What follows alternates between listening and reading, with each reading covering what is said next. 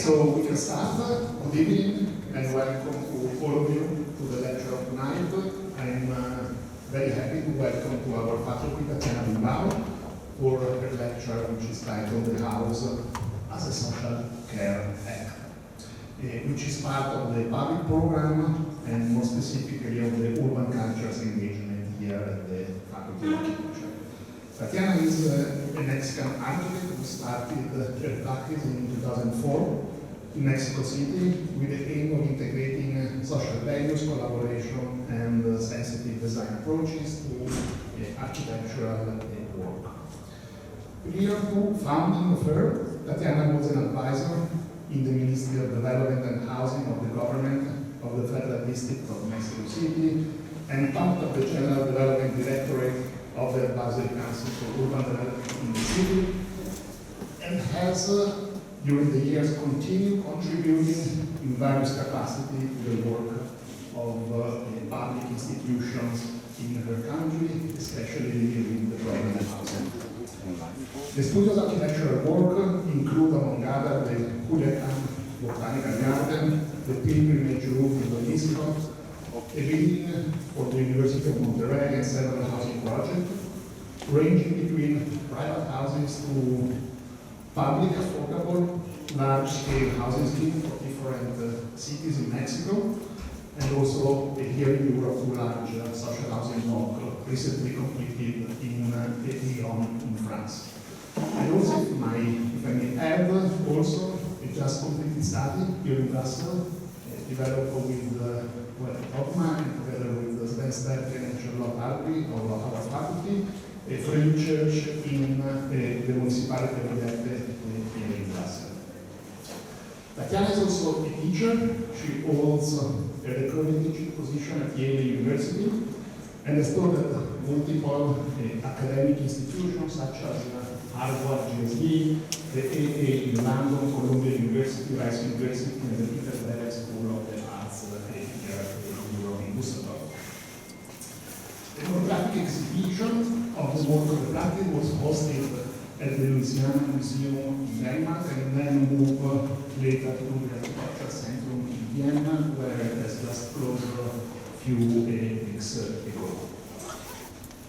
Her work has been widely published and has been recognized with the Kunst Prize Berlin in 2012 and was named among other important awards, the Emerging Voice by the Architecture League of New York, the Global Award for Sustainable Architecture Prize, the Marcus Prize by the University of Milwaukee in 2018, and this month she's also performing as chairwoman of the Miss Manderole Architectural Award here in Europe. TATIANA, thank you very much for accepting our invitation and finding the time in your busy schedule. It's a great pleasure to have you here, and the floor is yours. Thank you, Martino. Thank you, everyone. The honor is mine to be here and be able to share a bit of my work with you tonight. Thank you for coming. When I decided to prepare this lecture, the first thing I asked Martino what would be the interest, and I'm glad he said maybe your projects in housing, because for me it's probably, if we call it in percentage, it's probably 50% of the practice, but it's 100% of the interest. I believe that the core unit in architecture is where we live, is where we inhabit, and I've been dedicating a lot of my time, of my process, definitely almost 100% of the thought that is developing the office around this subject. Obviously, coming from a city of 22 million inhabitants, where housing is a constitutional right, and I will go further in explaining that later on. Housing is a topic that is the subject for many endeavors. Specifically, obviously, to starting with, is a mandate of every government that takes place in the city. So there are many years of important development in terms of the way housing has been produced The constitutional right was established in the Constitution of 1970. When the explosion of population started to happen in the city, there was obviously a necessity to bring a lot of different possibilities of solutions, both economical solutions, but also spatial solutions to the city in development. This was the 40s, the 50s, where many architects really created different possibilities of living alongside the government. This was kind of the sweet age for housing in Mexico until the 70s arrived, and the government, both influenced by the new neoliberal economy and the fact that it was not really reaching the possibility of housing the majority, having real lags on the fulfilling the demand, they created what at that time they thought it was a system that would provide more houses for more people than it was before. So they, first of all, there was an institution established which is called the Infonavit. It's a bank that holds savings for workers to be able to then finance the production of housing. The mechanism that I think it was what became the problem at the end that they found feasible for this was to subsidize private developers who would then build the houses that were subsidized and then able to be sold to the workers through their savings. This obviously in a city where the demand of today is more than 10 million houses, as crazy as it sounds, it sounded like a solution that could at least shorten the demand. The reality was that that process provided, yes, a solution for millions of houses, but definitely not a solution for people. Provided a solution for banks, provided a solution for financial institutions, provided a solutions for many things, but it didn't provide a real solution for people that needed to inhabit. In the 40s, housing was declared in the United Nations as a human right. But as I said way before, in Mexico was declared a constitutional right.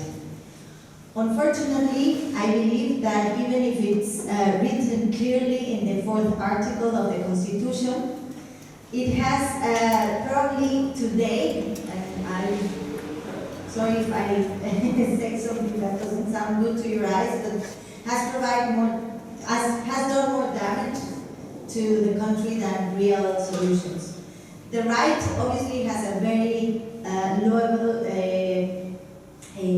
objective, and it says every family has the right to enjoy dignified and decorous, that's the literal translation, housing, and the law would establish the instruments and the support necessary to reach that objective. Then the law that has really the mandate to do this has changed in many times. This is the last definition. It was approved in 2004. And in the 4th paragraph, it says that dignified and decorous place to live is the one that it is where the activities of reunion and rest are happening. And those need to count with minimum dimensions of surface, height, ventilation, illumination. Also to count as minimum with one bathroom, one kitchen, one living room, and 2 bedrooms. This is as minimum. I think that what I see of problematic is really making and creating situations that are not only producing a sprawl on the urban realm for the reasons that I will explain now, but also it has really damaged the possibility of people inhabiting dignified and decorously, as the Constitution says. The process of creating this law obviously was to set up minimums.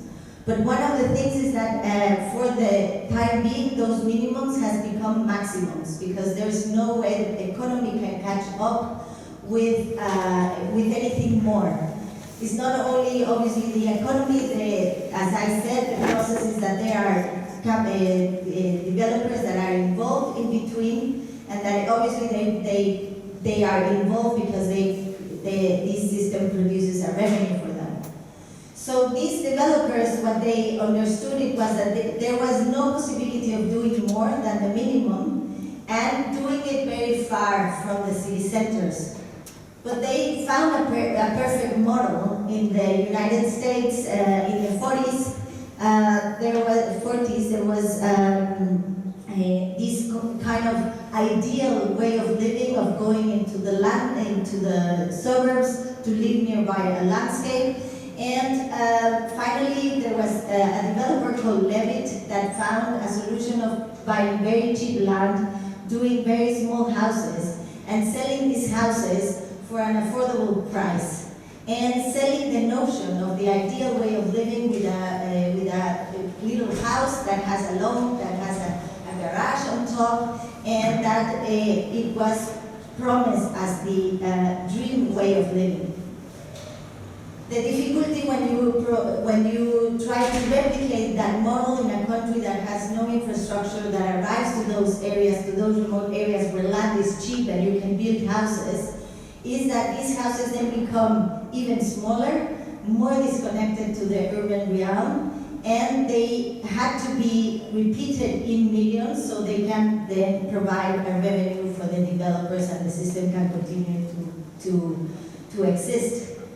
And these houses, in 2000, President Fox arrived and decided that his mandate of the government was to create at least 3 million new houses for Mexicans. And that was his say during his whole campaign, and then he started promoting this system. The houses are not only creating an impossibility for people to live in, of course, even if they paint them with rainbow colors, or they are in the middle of beautiful landscapes. They are really removed from city centers, from any type of infrastructure, from healthcare services, from education, from any type of jobs, and they obviously create an impossibility for anyone trying to arrive there and to create a living space. The salary of these people goes 80% to transport, and then 10% to paying this loan. So it only remains at 10%, and it's obviously unbearable to create any type of meaning for living. People started to inhabit these places, and by 2010, people started to abandon them. Right now, there's more or less 40% of abandoned houses that were built throughout the country. This spread not only causes a serious problem, obviously, individually for each group, for each person that cannot create a living in these houses, it has provoked a sprawl in every city in Mexico that has obviously defined the way the city grows. It has created the urban plan of every city in a way that responds only to the developer and to the developer reasons and to the capital and the business of this process, because they need to choose land that is able to be bought very cheaply anywhere, and then where they are able to develop these houses. Not necessarily that the land has a land use permit, because then a lot of corruption comes in, and they try to convince all the municipalities to give them permission to build these works on the sake of that they will build infrastructure to arrive there. When you build this infrastructure to arrive there is when you start really shaping what the sprawl of the urban areas are. So these houses are proven to become that to be only boxes. They are really not serving for anything but to shape an economy based on a right to exist, that it's only ephemeral because it really, in truth, these things cannot provide anyone a place to really to live. It's not only creating a very big impact urbanly, it's creating a very big impact socially, and for me that is one of the most important factors why I have been in this process involved so much. When you live in a city, in a place like this, you become a number. Your address is house number 33 of block number 5 of unit 10 in the road 123. You are a number just like a brick or a pile of junk in the middle of this place. Then this really lack of possibility of identity creates a problem that that obviously distends communities, expels the majority, and only gives room for very little. Obviously, people tend to individualize their house and to create the possibility of their own existence in this place. But the problematic is really big when this is 3 hours away from your job, in a commute that it's a small truck, then you walk some blocks without a sidewalk, then you jump into a more collective transport, then probably you arrive closer to the city, and then you enter a subway, and you arrive finally to your job that it's probably cleaning the floors in a bank. This really creates an impossibility for the 120 million people that will live in our country. And as I said again, as long as the constitutional right is as bad as it's making and producing lives everywhere.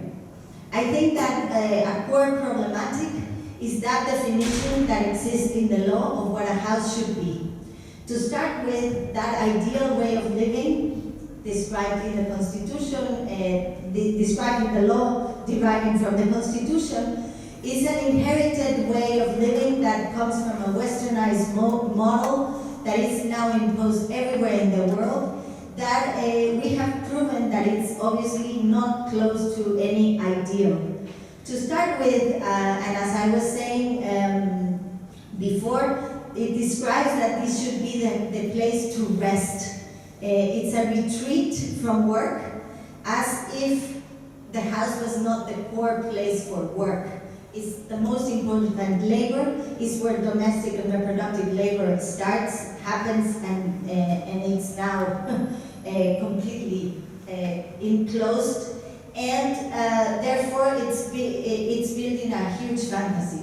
As Fernanda Canales says, there are 3 big frictions on how the house of today is done. The house is conceived as a place of rest, as if work could be separated from lives, and housework would disappear. The house as a private property within everybody's reach, like the Constitution in Mexico says, as if considering it a commodity would not be determined by market-driven dynamics, making it unaffordable to the majority. And a house as a sanctuary for the nuclear family, the husband, the wife, and the children, as if there were no other forms of coexistence. And private and public were 2 independent fractions. So I have been really, in my work, going from understanding how to overcome those notions of the house as a commodity, then the house as one specific group of people to live in, and much more recently, and after a very big conference we had for the International Women's Day, understood as really a problematic entity that perpetuates the gender discrimination in many, many ways. Not only gender discrimination, as I say, this is a westernized idea that has nothing to do on how the people in my country inhabit, and the people in the majority of the world inhabit. In Mexico, there's 67 recognized communities that come from completely different cultures, and I do like these because they're only listed in the law, but they're not truly recognized. Clearly, if this is the fourth line of the Constitution, they're clearly not recognized. People don't inhabit in a house like this, and people cannot fit in a house like this.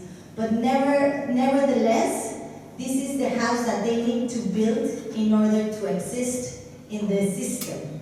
There's no subsidize for any way of living of this, like as they have these 67 communities.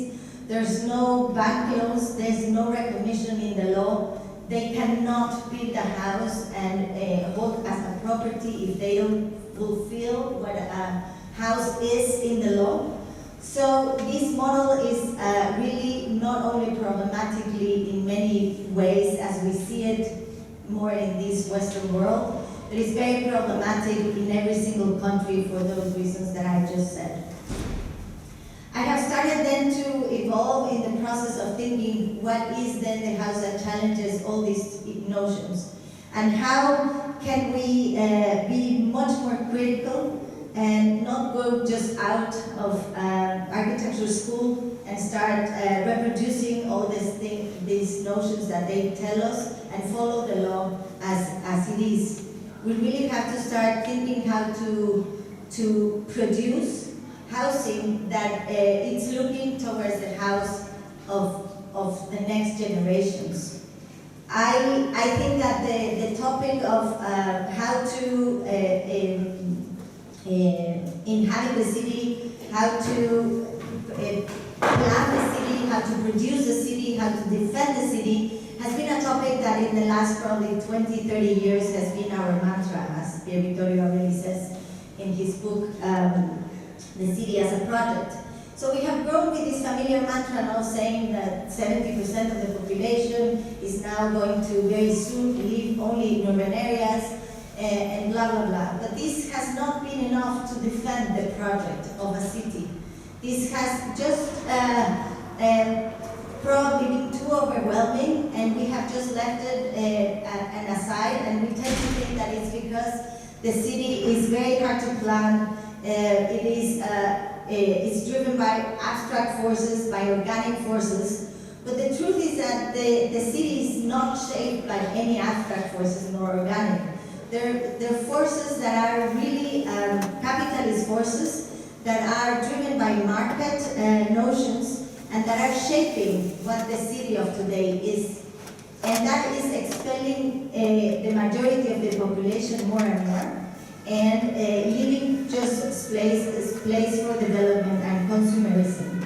So yeah, there is a necessity to defend the city. And if we think that the city is formed by each of its small architecture and is the sum of that, it is impacting everything that we do to shape what the city looks like. I believe that then there is an important necessity to think what is the city of the future, no? And Elisa Iturbe clearly says that there is a necessity of overcoming of carbon form. Our city is shaped definitely by the form of carbon.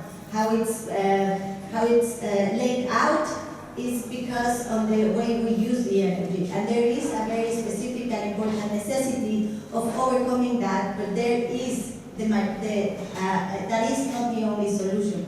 We really need to understand how we can promote a different type of relationships to overcome all these issues that I have arose previously. For me, that city is called the city of care. And the city of care has the house in its core. And we really need to understand not how to promote projects that only have like the possibility of holding more people. We have to really even criticize the core of those spaces.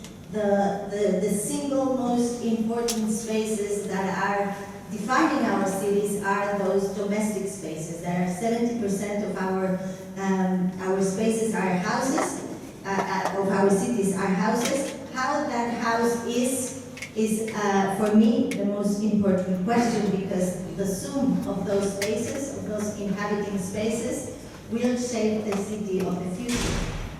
The Mayans, and this is something I was telling before, have a completely different way of understanding how to inhabit the planet, how to inhabit their own ecosystem that grows organically with time and dies organically with time.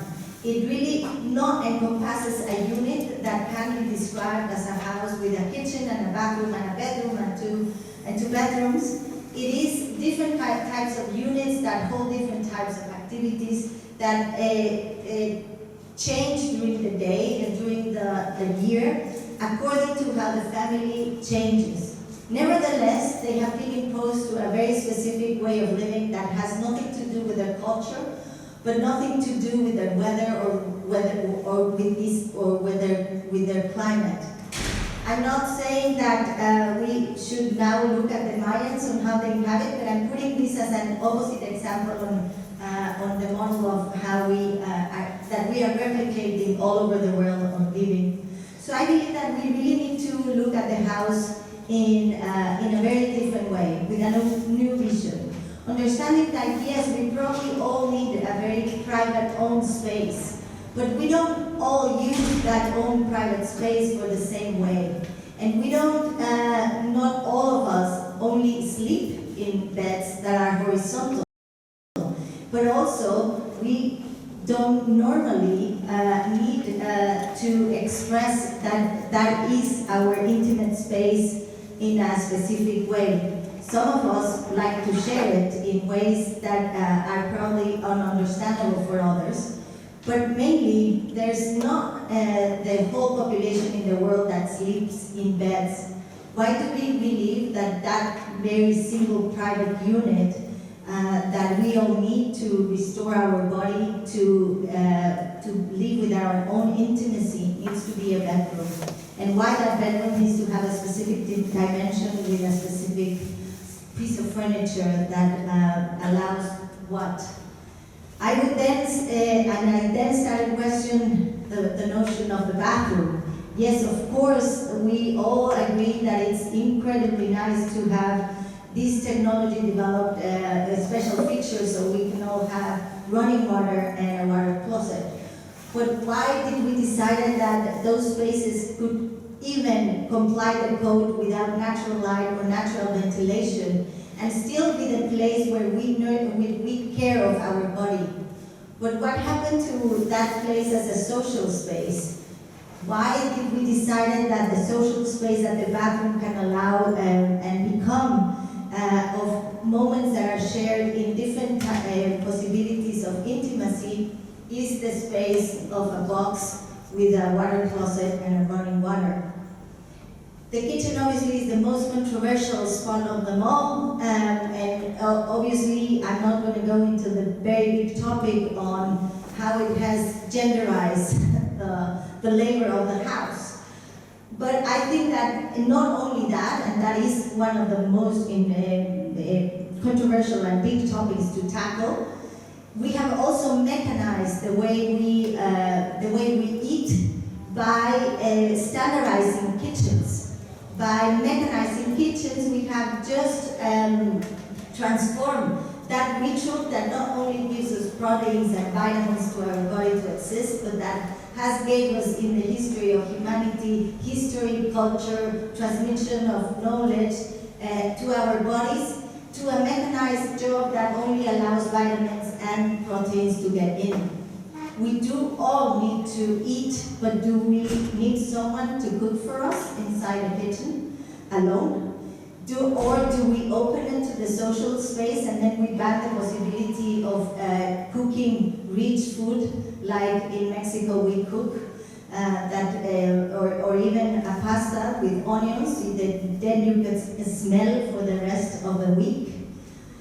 I really learned this when I was working in a community that suffered by the 2017 earthquake, where they truly need to overcome and create these spaces that comply the law in order to get the subsidized, but nevertheless they don't understand They don't live as we do, and they don't understand how a kitchen that, first of all, is collective, second of all, is really producing flavors beyond proteins and vitamins, can be inside a living space. These people cook and share the food communally. They don't use a particular stove. It doesn't fit in the space that the code in Mexico tells that the kitchen should exist. And most of all, they don't understand why to eat alone or with your own, what we call nuclear family, because they don't. People in Mexico have tend to adapt then these conditions on those houses that are done fulfilling the codes, and we have been guilty of doing those.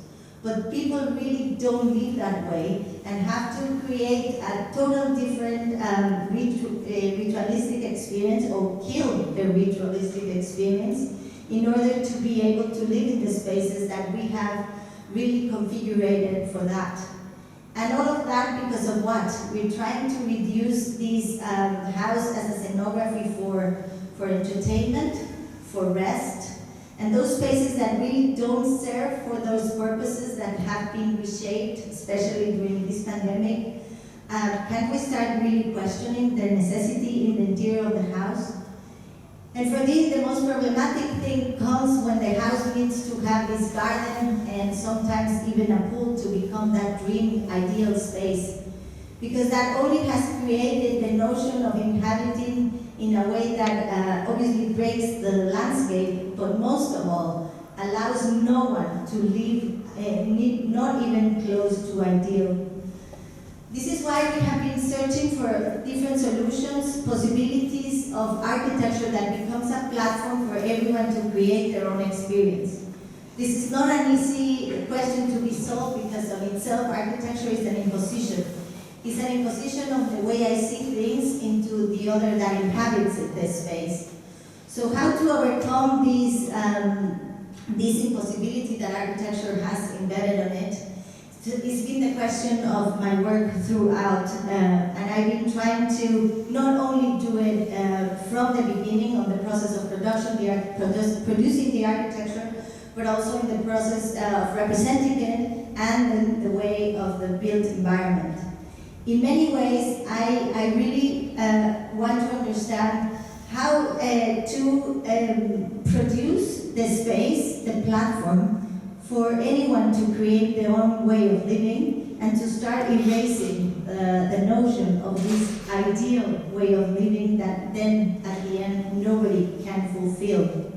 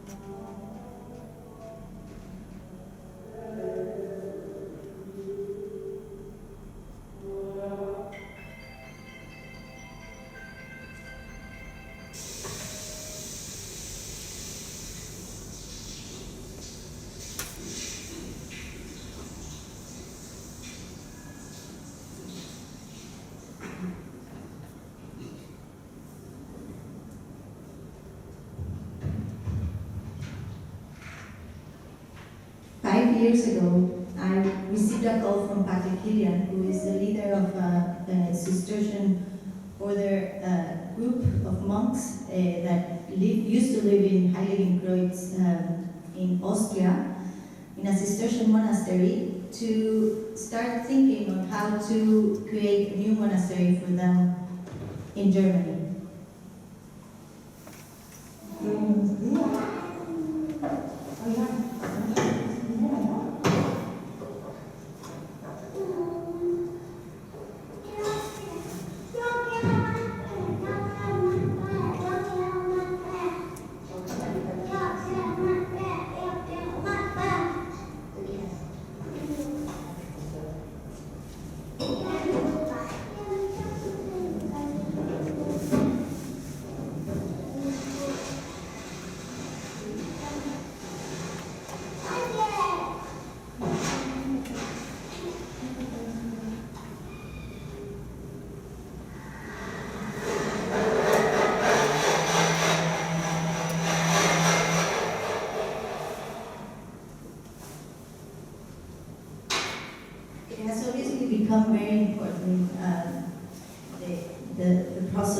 this project and instrumental to understand many aspects of domesticity.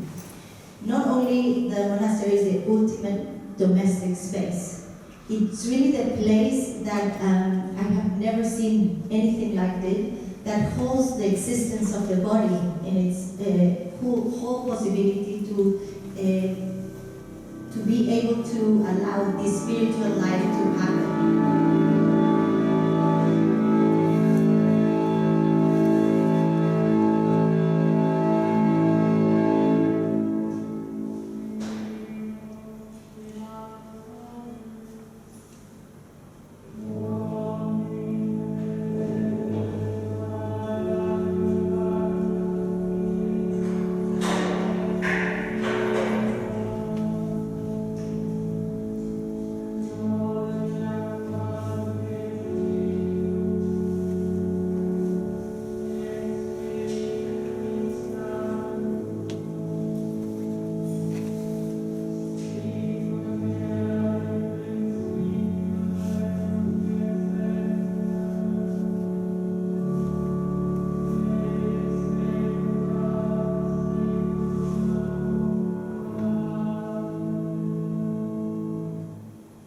The understanding of the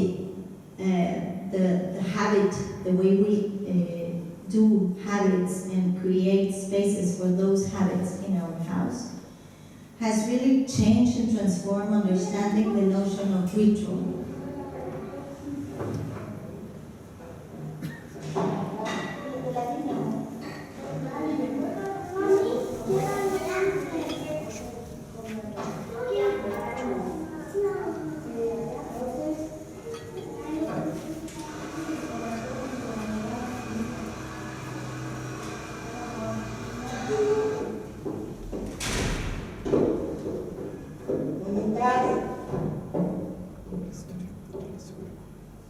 In modern times, we definitely decided to go for the notion of standardization and homogenization of habits in our life.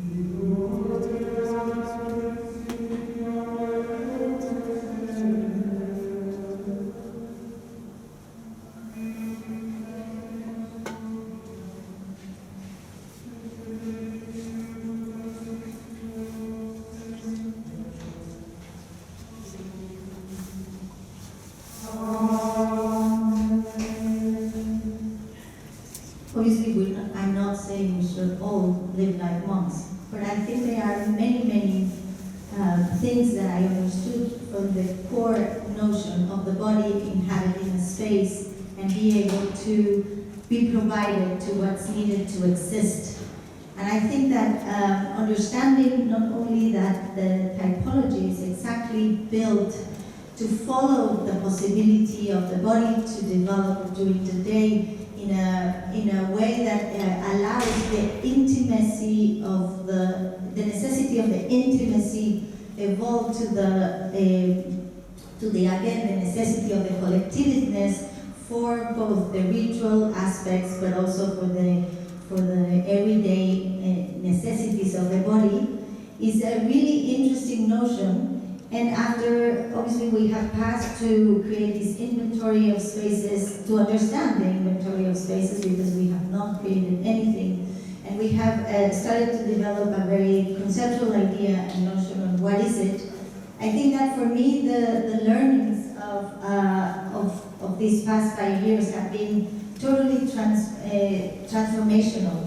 Really, my thought has really changed to understand that architecture really needs to overcome the notion of becoming functional, of becoming standardized, of becoming to homogenize living in order to allow each body to exist. And this project we're doing also with Dogma and with Mayo and we have really developed a process of creating a very important research on what a Cistercian monastery is.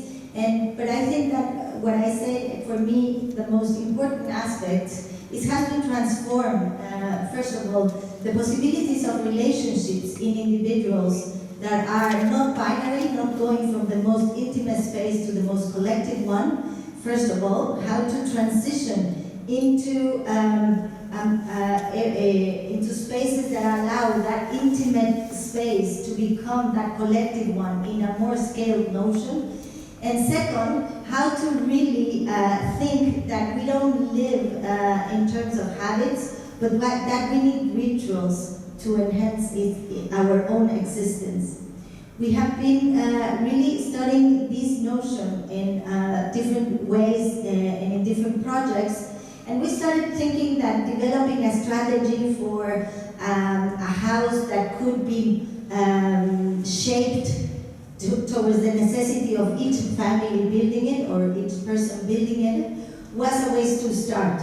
Now I understand that that process became also a little bit impositive because it's a way of building that traditional communities don't own and don't have. So it still is an imposition of a model with materials that come from abroad, but still was the first notion and experiment of having a house that it's not only designed for a specific use, but that each module can be used for different aspects. Sometimes the kitchen can be inside the living space, sometimes if the people decided the kitchen can be serving to the exterior, but also can not be a kitchen or be a kitchen. And we built some of those models, 23 of those houses, and the idea that this was going to be replicated by thousands in the country started to scare me, and it hasn't happened for sure. But we really tested it. It proved to be good in a context like of those million boxes to be built, but it really didn't allow the possibility of each people to express themselves in it in full. And we understood that, as I said, when we were helping the community of San Simon in the earthquake, where a lot of architects we got involved in the process of rebuilding 500,000 homes that were destroyed in the earthquake, and really started to working with the people. They were the designers. We were only the providers of the knowledge that they didn't have to, for example, for the foreign materials that arrived and were only affordable for them. And we really understood that there is no capacity of understanding of anyone of how the other one lives and how the other one really creates their own possibility and creates their own imagination of living and inhabiting. And each of us know much more than any professional can understand on how to inhabit. And this is how we understood and follow the process of building of more than 400 houses. We were not the designers, and we were just the supporters and the providers of many things, of funding, of probably technologies that they didn't knew in these places to make them cheaper and easier. But I think that was the start of the thought for me to think how the architect could become just a part of the process and not the imposer of it. We then developed, instead of a strategy of a house, we were asked in a laboratory of housing to develop a prototype for a specific region in Mexico. We, instead of thinking on a prototype, thought how could we provide a module that instead of becoming a closed design strategy like the first one, could become an open one and something that adds up more and creates this notion of from private to public in a more scaled way. So it's a series of models that can be arranged anyhow and can be used in different ways that can provide different types of possibilities of social arrangements in between the community that these houses are in. We only built one of those modules in this laboratory objective for me for this project was much more the understanding of the community. So obviously one model built was not possible to understand if that was a correct strategy. Then the next project that we developed, also that we invited Tom, we have a lot of relationships here with the locals, was Territorio de Gigantes. And in this case, we were coming again to the urban realm, the collective realm, massively produced by the public entity. How to then provide a platform that allows for many more possibilities to happen. So I thought bringing many voices, other architectural voices into the table could be then a possibility. This project has not been built, so I don't know if this is going to be that. But we as a group created a platform that was very regular, that provided kind of this notion of being inserted into this larger scale of organization that is the city. And then we allowed each building to be designed by a different architect in different ways, to then, kind of reinstall the notion of this stability among the collectivity, and then the individuality, the individual personality among their own units. As I said, this has not been built, so I don't know if this experiment in proving that can prove to be right. But one of the aspects that I think it does promote, is this notion of accepting many diverse ways of thinking on how a building with the same footprint and the same relationship to the ground can exist and coexist. We then were called to think on how a block in a city in the United States can be also that space that has individual entities that relate to semi-individual spaces, that then relate to semi-collective spaces, that then relate to more collective spaces, being inserted in a city where there's only single houses aligned and providing just a possibility from the private to the public with the open of a door. And how could we create those more knitted spaces of different scales that provide different possibilities of social relationships. So we did this plan for the block, which is a regular block in St. Louis, Missouri, and we opened the notion of having spaces that are semi-private within this private realm, and we also opened the notion for more public spaces, like a pool or like a park that are open to the public, and then spaces for play and for leisure that are knitted inside this master plan. We then started to also invite different people to design the different houses, the different single units. We ourselves designed one of those units. I'm not going to stop in the evolution and the thought of that. Finally, this was the design that we did, and that is also kind of a unit that is trying to hold to the possibility of intimacy, of holding spaces for intimacy, open spaces for more interpersonal relationships, and open spaces for more collective relationships, and then opening relationships even for public things. Productora is also part of this, another group of Mexico, and Moss from the US is also part of this project. And another way of thinking, I started also experimenting with the notion of programmatic definitions of the house. We're used as architects to create spaces for cooking, for cleaning, for sleeping, for eating, for living. So I decided to, in this house that also has not been built, to experiment on the idea of what if we, that are architects and can only design spaces physically, because that's what we do, can we provide only that and not the definition of what they should be used for, and leave that for the person who inhabits it?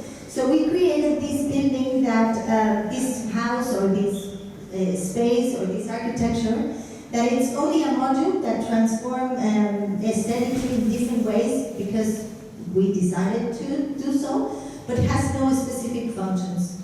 It's supposed to be a retreat house, and we were struggling a lot when we had to deliver the plans for the municipality, because we didn't want to define the space. We didn't want to say, okay, this is a bathroom, this is a living space, this is a bedroom, and we designed even a different way of drawing a plan. Something that I also challenged, and I said it in the beginning, is not only the process of how we think of architecture, how we represent architecture, and how then possibly, hopefully, the architecture is itself. So in this case, it proved good because the municipality accepted our design, even though they couldn't understand our plans that were plans and sections and facades and models at the same time, because this is folding paper that folds into a model as well. But it hasn't been built for economical reasons and different reasons. This is in Spain, and we don't know if this experiment will hold itself, not to become that. Obviously, it's a very experimental house for a very privileged situation, but for us it's important to even think and explore notions when we are designing anything. Then another project that has been almost a very important base for our theoretical approach was this in the Lake Edersee in Germany. Was again another call for an experimental project, and the brief call for a house that would be for working and living in the same space. This was 2017. And since then I thought it was really strange because they were naming these as the new ways of living. I thought, first of all, where we have been working and living in the same place since ever, isn't the house the first and most important place to work, because it's where the domestic work happens, first of all. But secondly, yes, this is how we live in the majority of the world, and only in the last 150 years and in the more industrialized urban areas, there's a clear division between work and live. So I thought, maybe why don't we design something for living? In general, as anyone would live, and as anyone wants to live. So we created a tool for design that started with this chart that describes activities and motions or ways that happen in spaces, and we draw those specific ones. We had an interest on developing six of them that described a little bit what we wanted to do in this compound, and to define more what are each of these 6 spaces, we did a collage. So this was the design process, and the collage was already done collectively in the office. So we described in words what the space should promote or should do, and then we put together these images. This was already a process that allows many things in the way to understand that nobody really thinks, first of all, of to connect a word with an image the same way. Nobody thinks of a space, if we say we want to create a space that promotes intimacy, and then you choose an image, there's a huge controversy because nobody sees it the same way. So it really proved a very difficult process in order to get consensus on what the images of these collages would be among us. Then we finally had these 6 collages done, and then we said, now what? Now how do we do a space with this? We put them all together and we traced them, and this was the result of that. And again we said, now what? How do we create a space with that? We started shaping the house, and this time was getting very short, and we had to deliver. And we had to finalize a volumetric definition for all our thought.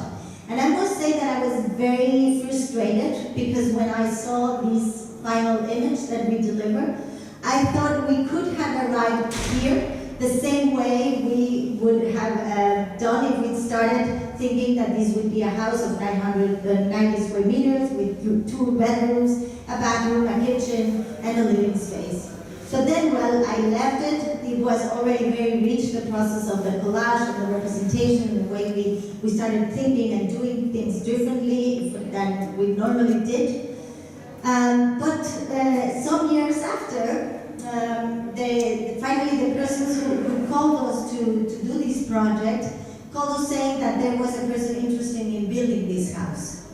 And that the person had seen the project and that we should get together. We got together, and the couple that decided to build this house really had an idea on inhabiting this space so different that I imagined when I saw this image that I thought we did something right. And they started describing how they really thought that these spaces were completely done for what they do. And they started describing where they would cook, where they would sleep.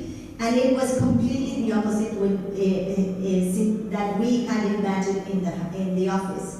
So in a way, maybe this is starting to become that idea of architecture that is a platform for anyone else to create their proper existence. We don't know. This house is gonna be built soon, and we then probably would be the first start of understanding of that.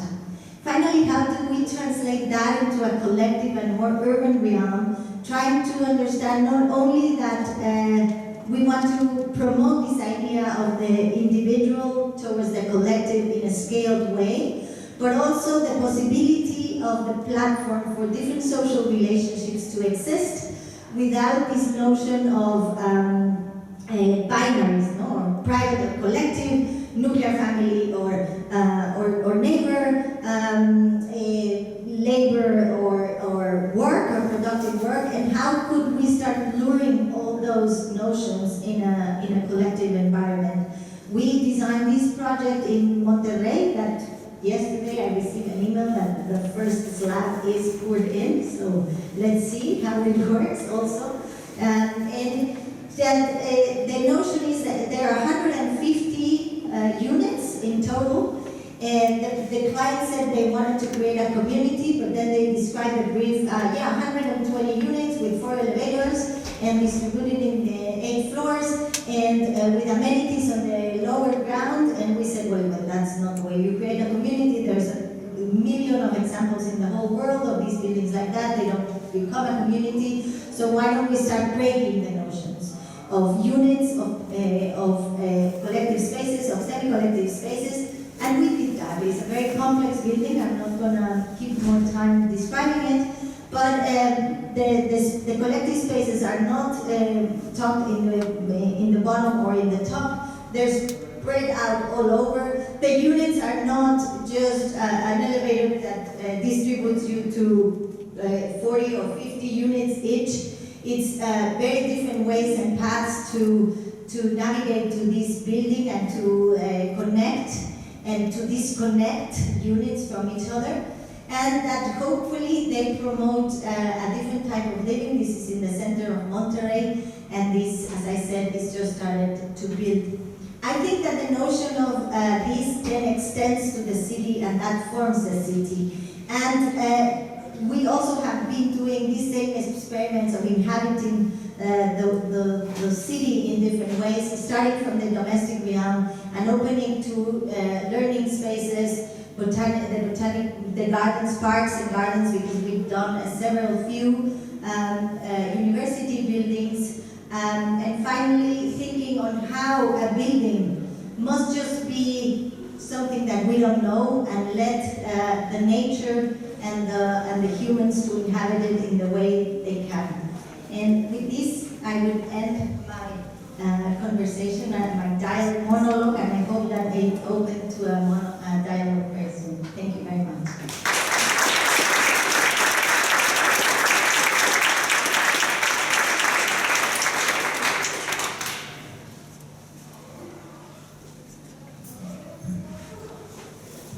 Questions? We are in a small apartment, so we just have to stand up. Yes, please. I have a question about the constitutional housing you mentioned in Mexico. I was wondering if there is a vision about the future of these abandoned houses, and like any plan or any project for There are several small initiatives, I would say, but there is not a massive one. Definitely, when the government in 2012, so 2000 this president arrived to the country who set 3 million homes for Mexico and then started dumping money into producing this machine that created boxes all over the country. And they built from then to 2018 or 2020, 11 million of those boxes. Right now, 40% are abandoned. And the government started to understand that there was an economical big problem coming in because people were abandoning the houses in 2016, more or less. By the time they started like changing the machine, to produce a different thing, the pandemic hit it, and then that's another story. But what is really difficult is that several group of architects, academics, sociologists, public in general, were already saying, hello, this is a problem, and this is a problem, this is a problem. Never hit a spot until the government started losing money. Then they said, oh, we have a problem, and maybe the model is not completely right.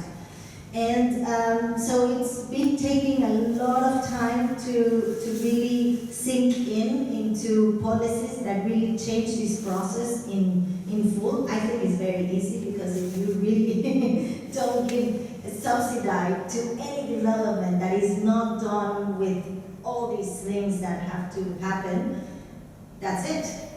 The system is killed, but yeah, it's much more complicated than I'm describing. And so they started trying to put rules in place for where the subsidy goes. And this process started slowing, but still happening. So it's not only that they're not doing lots of things with the abandoned houses, the process of bringing these developments is still happening. The small initiatives that are happening, the government is making some experiments on houses that are abandoned into transforming them into different things, allowing more density, bringing other infrastructures in the houses that are abandoned, also to put houses together and create a school, put houses together and create little workshops and allow some services to exist, so there are jobs as well. But this really is still a very big problem because normally they're very disconnected from the cities, so they have to consolidate as little cities within themselves, and they need a lot of money on the back for that. And there's no really direct policy for that to happen right now. And on the other hand, what I think is still very problematic is that this is still a process of things that are being built.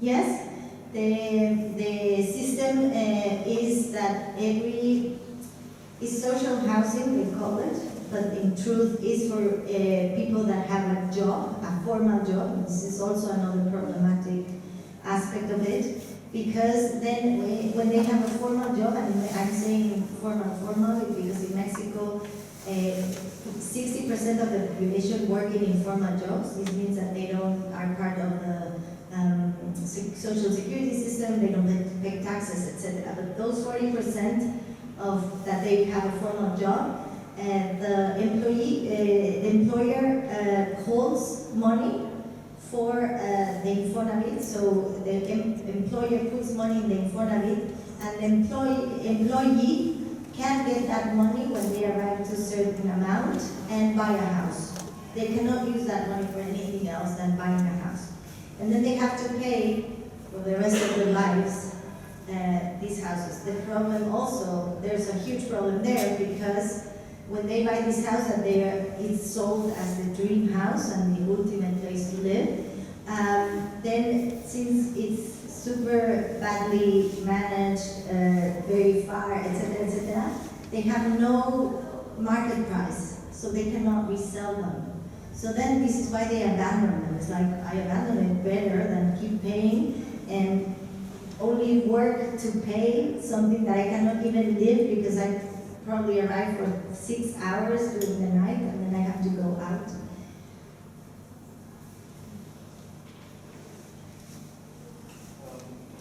I wonder, how does your research on specific cultural characteristics of inhabiting in Mexico or in the Latin American context can be adapted, or how do you use that research and that reflection on, for example, the European context with different cultural characteristics, but still, I guess, in a way, very human, so the sense of community, for example, it's, yeah.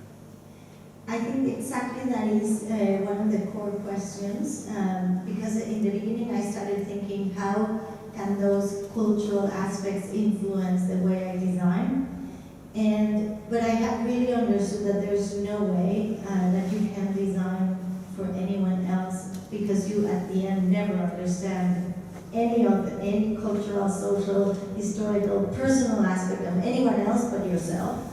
So I have understood that I have to think how then to create, as I was saying, all these platforms for you yourself to identify to the space by yourself with your own possibility and with your own cultural and social constructions. And it's not easy. I don't have an answer for that. Yeah. But that's how I shifted my thought.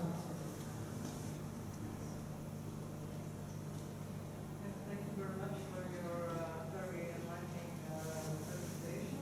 But as you were mentioning already yourself, that's like how the projects are structured are very much linked actually with like assumptions, but also with the jurisdictional system, and that's like that in all Europe. If we start to almost imagine other pathologies, they're like legally they're almost made possible. So do you see any? It's not only like the thinking or developing new strategies for the housing scheme themselves, but how do you see the possibility of changing the whole jurisdiction system? Do you have strategies also for that? Because that's also part of the architecture in India, I would say. That's a very important question. I have myself trying to get involved in policy making. It's impossible, but I will not give up. But I think that mostly, I think all of us would be much more productive if we would really immerse ourselves into trying to change these policies, no? And not to reproduce them. And there's two ways. There's a subversive way, trying to build things that are approved but are challenging the codes, and these sometimes are great possibilities for really changing codes, no? And on the other hand, as well, doing the politics behind it. I am trying to do both, no? By understanding, for example, the house I show as a design strategy that finally was built. Took 5 years because we challenged every code. And it took 5 years to get permission. Finally, they got it, and it was going to be built in thousands, and it was only 23 houses. But that is one way, and that really those try to establish new possibilities for the next projects. But they have to impact the code, they have to change it in truth.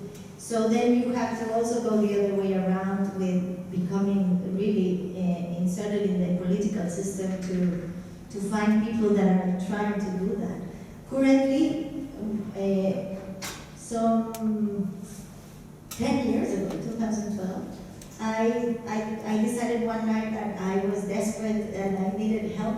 I invited 40 architects of my generation into my house, and we started making these reunions and to really push everybody to start doing these things.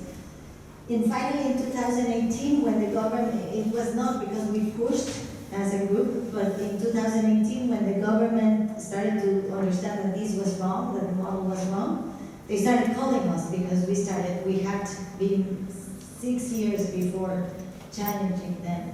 So, and little by little, some of us have been able to have opportunities of doing different projects. Let's see if that impacts at some point, but we have to give time.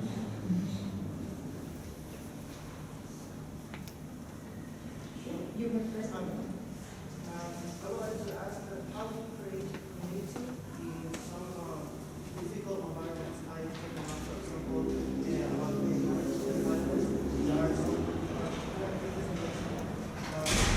I saw in your collection that you have almost no walls and physical limitations.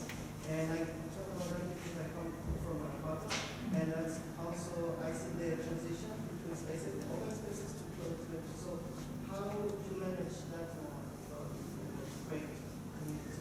Well, I don't think I can create community alone, but I hope at least to provide a platform that the community is formed. And I think that one of the most important aspects is that we have really thought that the notion of the binaries, of the separations, are those who create more security and more possibilities of closed environments and communities. Where for me, I think it's exactly the contrary. You know? What you really need to understand is that you need to create those scaled spaces that allow people to become social and in a staged way. You know, you're an individual that needs intimacy, but we are social animals, right? So we need that collectivity. But we cannot do it in these binaries, and this is when it becomes super violent. So I think that there is a necessity of this escalation of spaces that transition from the intimate space to the collective one in a way that in cities don't happen. No? So I think that for me that's a way of going, but probably there are many others.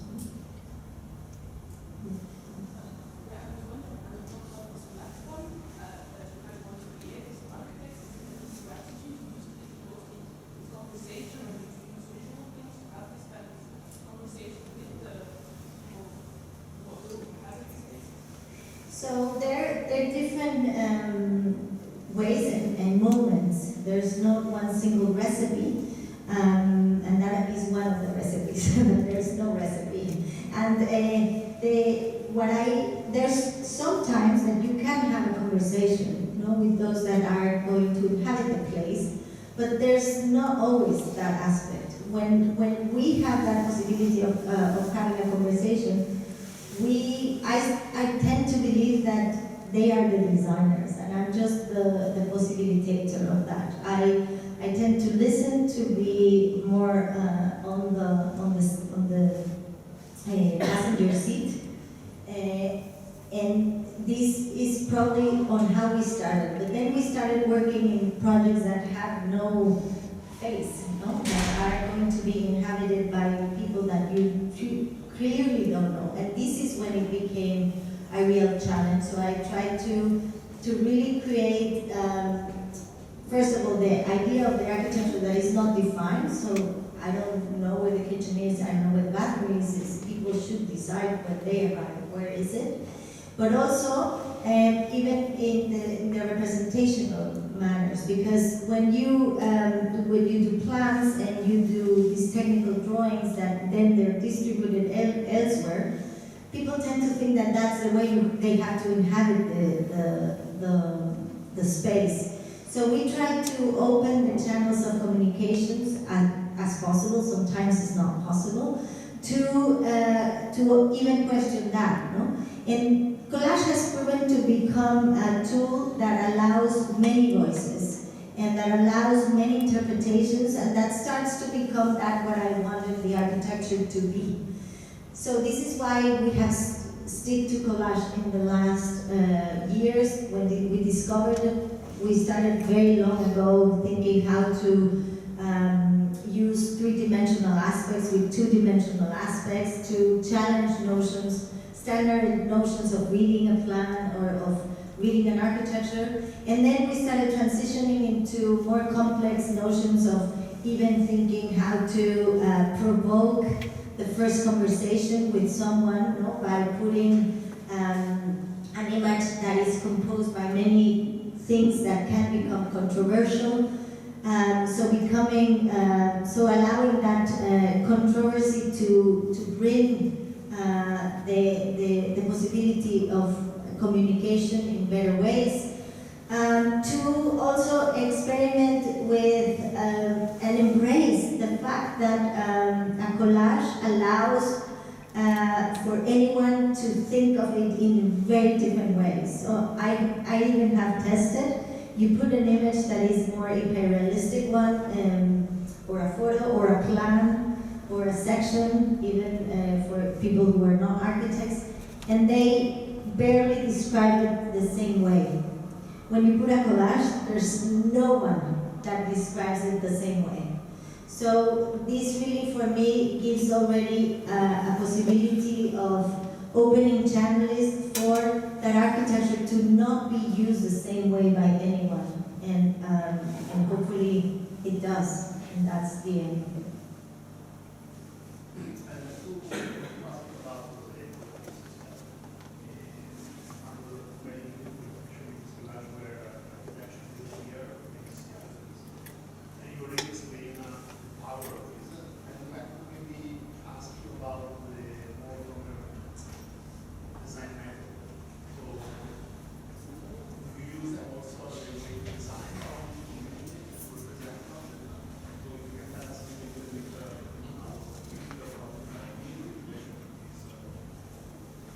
Yes, at the beginning we only started thinking of them as being a representation of the design. But little by little we understood that it was a very important tool for communicating and for provoking conversations. So we started then using them more even in the beginning of the process of design. And then the first time we really used it in the whole process was in the house I showed, in the Ways of Life house, that we even started designing with the collages. No? And right now, it's varied. Normally, we tend to think that we can start to put the first ideas on a collage, because I also believe in a very collective way of thinking of the architecture in the office already.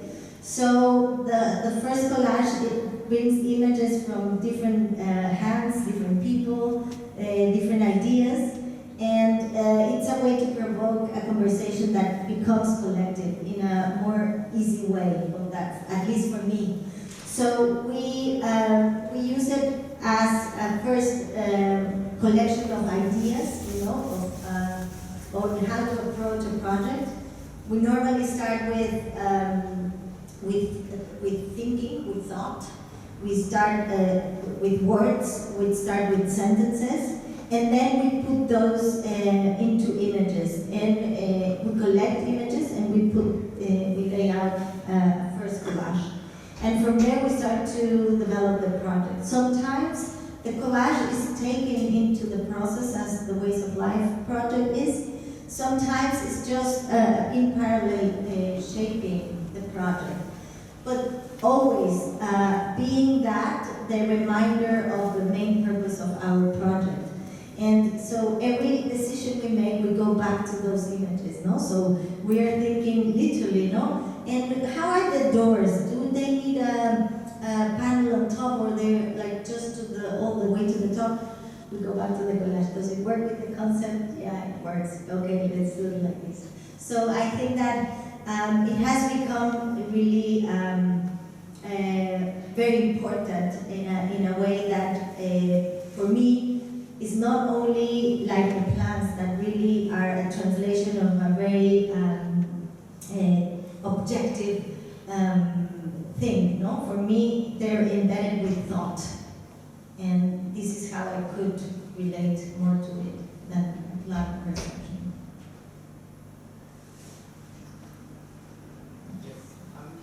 About the project in Spain. How they did the municipality reacted to the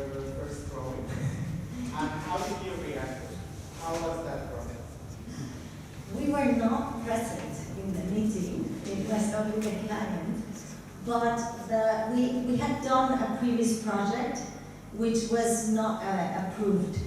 And the project that we did before was even more loose in terms of what a definition of a house could be. It was basically an open space, a monumental open space with possibilities of interior spaces, and they wouldn't approve it. And that had plans and sections and very specific technical drawings. And they said, no, that's not a house, we cannot approve that, you need to do a house, no? And then we said, but we don't want to do a house, like they know.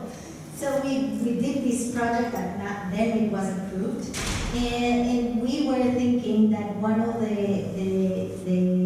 necessities was to not represent that it was a house, no? And we were not in the meeting. I would have loved to see the faces of the people. But I know that they needed a lot of explanation. But they got it at the end, and we kept our drawings. Obviously, when this house is built, we're going to need to translate those into very specific plans and sections, because that's the way you communicate with the technical process of building it, which is fine. I'm perfectly fine with it. That's what these drawings exist and are for. But till now, we have kept it as this.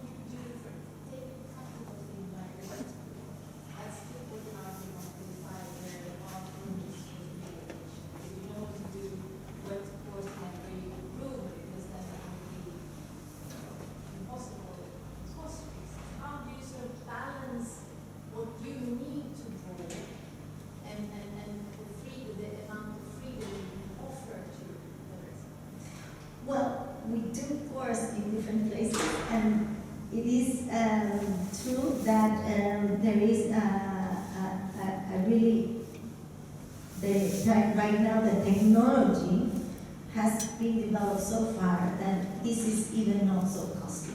And if you go down to calculate where do you want to put these exits of water and drainage and multiply it, obviously you don't multiply it by 12. No? But if you really strategically locate them where they allow for many possibilities and you put some extras, it's not putting the cost to any problematic situation, and it's allowing for many things. And we have proved that in several projects. So it's a very, we started with the house, with the strategy of the house. That house, the simple version and the first step, which is 60 square meters. It's built in Mexico, because this is something that I always get a question, with $8,000 to $10,000. This is in Mexico, okay? Translated into this economy, I don't know what it would be, but, because I never calculated, it's not a house to be built anywhere else.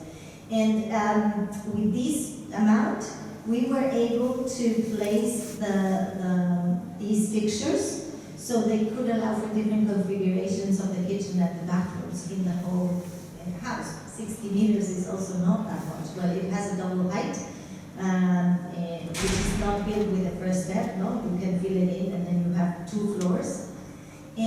But it's really not that costly, and we were able to do it very easily. It's just it costs much more than the process of design than really what it is there.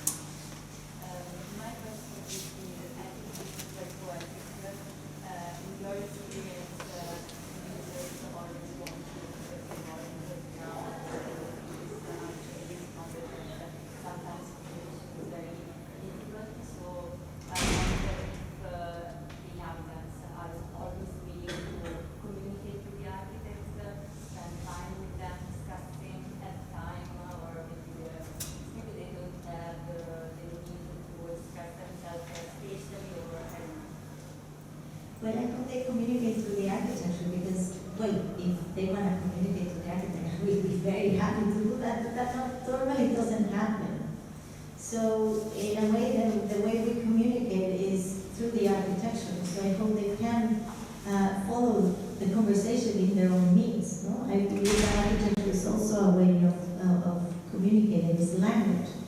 And probably we provide the first sentence of that conversation, but I hope that that conversation evolves in the way it needs to evolve through time by the inhabitant, by the inhabitants and time.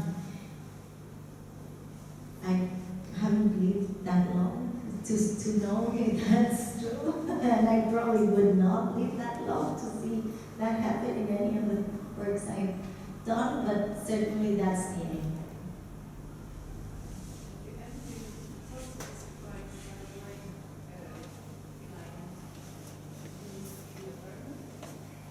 This house in Germany is really surprised me. It was really completely different from what I imagined. That's, yes, I can certainly give an example. We created spaces that are much more connected to the ground floor, that are much more open, and much more exposed. And we started to create different spaces, no, that are composed from what I would think is the more exposed collective area to the most intimate space. They decided that it was completely the other way around. So the most intimate space is in the pavilion that is completely exposed to the ground and to the surrounding, and the kitchen is in the most intimate space that I would take as my cocoon space for sleeping. For me, the most intimate moment is sleeping. But clearly for them it's cooking. So it's very beautiful. It's very strict. Yes.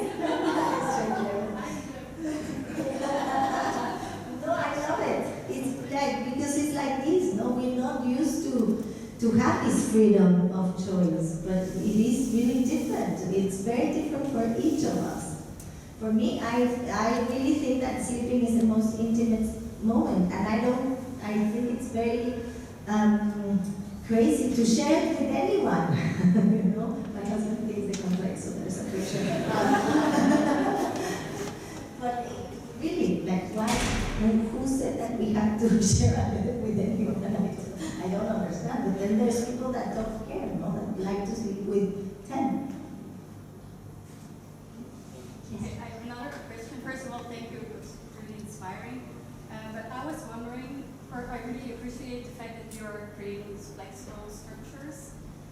But I was wondering, in the case of the monastery, if I think about monasteries, they are super defined and super strict.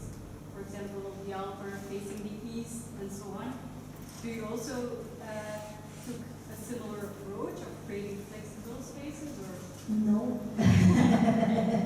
No, because really it's very embedded in a very ritualistic and symbolic aspect of their life.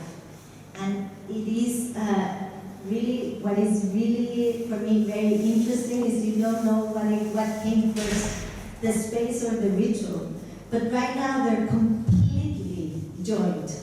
The ritual happens exactly the way it happens because the space is shaped the way it's shaped. And then therefore, why would you change it? No, because that's the way they do inhabit this planet. So we completely follow it. And the challenge is then how to do that today, you know, in the 21st century, because it's something that was defined in the 11th century, you know, when the order was founded. That we'll see. We're in a very not yet defined phase of the project. Using the client also used to challenge this notion of standardized housing and how the house should be. That would be the ideal client. Bring it to Do you think music. you need to have a client to actually create architecture, or do you work and change the notion of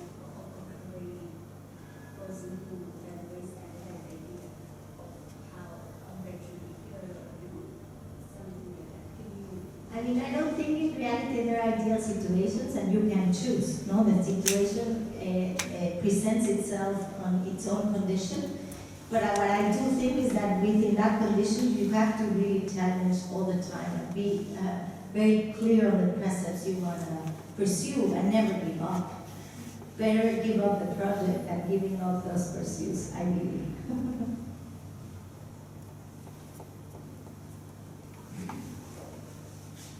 Okay, thank you, Tatiana, very much for this wonderful lecture. We